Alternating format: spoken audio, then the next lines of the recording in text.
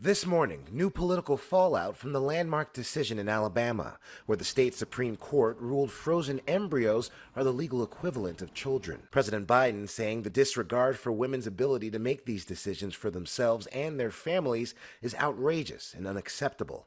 The vice president directly placing blame. When you look at the fact that the previous president of the United States was clear in his intention to hand-pick 3 Supreme Court justices who would overturn the protections of Roe v. Wade, and he did it.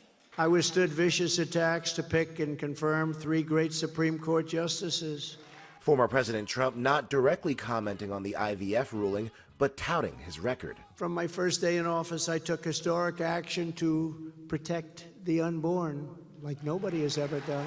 Trump's primary opponent, Nikki Haley, walking a fine line on the issue, saying embryos are babies, later telling CNN it's a doctor-patient decision. We don't want fertility treatments to shut down. We don't want them to stop doing IVF treatments. But the Alabama ruling doing just that, pausing parenthood for patients like Tori Beasley, who hopes to have her second child through IVF. How does someone else get to dictate what I say, what I want for my family? 2 bills are being introduced in the Alabama State House, one that would protect in vitro fertilization until it's implanted in the uterus, there's potential life, and another that would put the court's ruling on hold. Well, we're trying to clearly help folks understand that a fertilized embryo is not a child.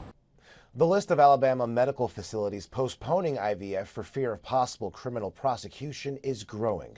In addition to the state's biggest hospital, at least 2 other clinics have stopped IVF treatments. Ike Ajachi, ABC News, Washington.